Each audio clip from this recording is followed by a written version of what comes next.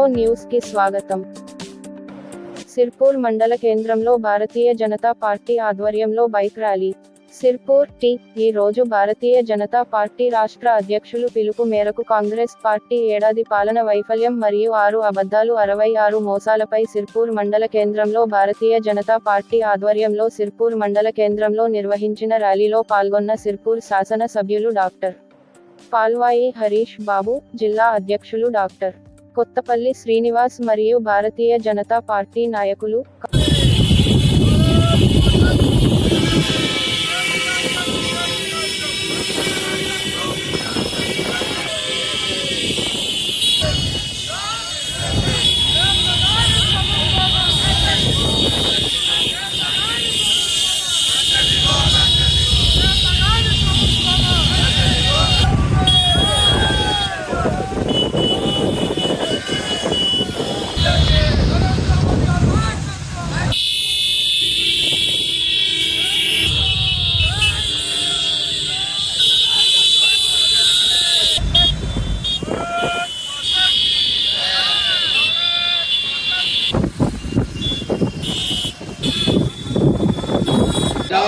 సర్కార్ 420 సర్కార్ సిర్పూర్ శాసన సభ్యులు డాక్టర్ పాల్వాయి హరీష్ బాబు చింతలమానేపల్లి మండలంలోని రవీంద్రనగర్ మార్కెట్లో ఈ రోజు ఏర్పాటు చేసిన పత్రికా విలేకరుల సమావేశంలో పాల్గొన్న సిర్పూర్ శాసన సభ్యులు డాక్టర్ పాల్వాయి హరీష్ బాబు.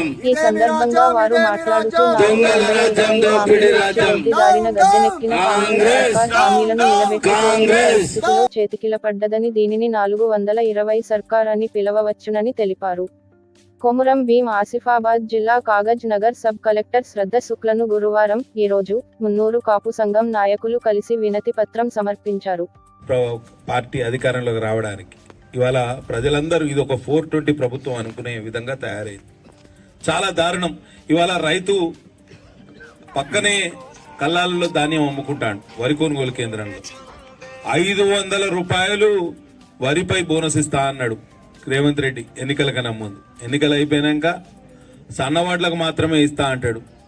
సన్నవాడ్ల రేటు బహిరంగ మార్కెట్లోనే 2800, 2900, 3000 ఉన్నది. నువ్వేంది ఇచ్చేది 500 నిజంగానే నువ్వు రైతులకు ఇవ్వాలనుకుంటే దొడ్డు వడ్లకు ఇస్తే రైతులకు లాభం జరుగుతుంది. సన్న వడ్లకు ఇస్తా అనుడు రైతుల్ని మోసం చేయడమే. ఈ మోసంతో నీ మోసకారి వ్యవహారం అంతా బయటపడ్డది. రుణమాఫీ అని చెప్పినావు. ఎక్కడ రుణమాఫీ జరిగింది? నేను ఒక గూడెంలో ఒక వీధిలోనే ఒక 6గురికి ఉన్న 15 మందిలో 6గురికి రుణమాఫీ కాలే. గూడెం గ్రామంలో డోకేశంకరు, పర్వతాల మనోజ్, కొంపరి గంగన్న, కుమ్రం భీం ఆసిఫాబాద్ జిల్లాలో రైతు రుణాలు, క్రాప్ లోన్, పంట రుణాలు తీసుకున్న వాళ్ళు 1,20,000 మంది. నువ్వు రుణమాఫీ చేసింది 50,000 మందికి మాత్రమే. ఒకటి ఇంకా 70,000 మంది ఇంకా రుణమాఫీ కాలేదు. ఇక నీ లెక్కలు ఎక్కడ కరెక్ట్ ఉన్నాయి ఒకసారి ఆలోచన చేయి. కాబట్టి పూర్తిగా 420 సర్కార్గా రేవంత్ రెడ్డి సర్కారు ప్రఖ్యాతిగాంచింది తప్పించి ఇంకేమీ లాభం లేదు అనేది రైతుల్లో ఉన్న నిరాశ. ఇవాళ మహాలక్ష్మి పథకం కింద 2,500 రూపాయలు ప్రతి మహిళకి ఇస్తా అన్నాడు. 1 రూపాయి ఇయ్యలే. అందరికీ అందుబాటులో లేదు. సొంత ఇండ్లు అని చెప్పి ఇవాళ ఇందిరమ్మ ఇండ్లు అని చెప్పి మళ్ళా ప్రజల్ని మోసం చేసే కార్యక్రమం అని చెప్పి ప్రతి చదువుకున్న వ్యక్తికి ఎలక్ట్రిక్ స్కూటర్ ఇస్తాం, ల్యాప్టాప్ ఇస్తాం అని చెప్పడం జరిగింది. అది కూడా ఇవాళ ఇచ్చే పరిస్థితుల్లో లేదు. ఈ 4,000 చేస్తా, 4,000, 6,000 చేస్తా అన్నాడు. సంవత్సరం అయిపోయింది, ఇంకెక్కడ ఏం చేసింది లేదు. తట్టెడు మట్టి పోయలేదు. బడ్జెట్ లో కేటాయించిన 250 కోట్ల రూపాయల్లో 250 పైసలు కూడా దీని మీద ఖర్చు పెట్టలేదు. ఇక వీళ్ళని నమ్ముడు ఎట్లా ఒకసారి ఆలోచన చేయండి.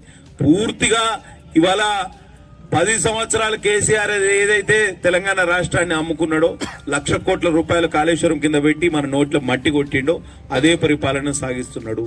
కాబట్టి తప్పకుండా ఈ దుర్నీతిని ఎండగట్టాలే. ఈ సంవత్సరం వృధా చేసినావు రేవంత్ రెడ్డి. నువ్వు ఇంకా 4 సంవత్సరాలు వృధా చేస్తే ప్రజలు ఊరుకోవడానికి సిద్ధంగా లేరు, తిరగబడతారు. ఇవాళ మొన్న కొడంగల్ నియోజకవర్గంలో లగచర్లలో ఇదే ఆదివాసులు అందరు తిరగబడ్డారు, నిర్మల్లో తిరగబడ్డారు. ఇక రేపు ప్రతి ఊర్లో రైతు మన బాలాజీ అనుకోడలోని రైతు వేదికలో కూడా రైతు భరోసా ఏమాయని సాక్షాత్తు కాంగ్రెస్ ఎమ్మెల్సీ గారినే నిలదీసే పరిస్థితి ఉంటాను.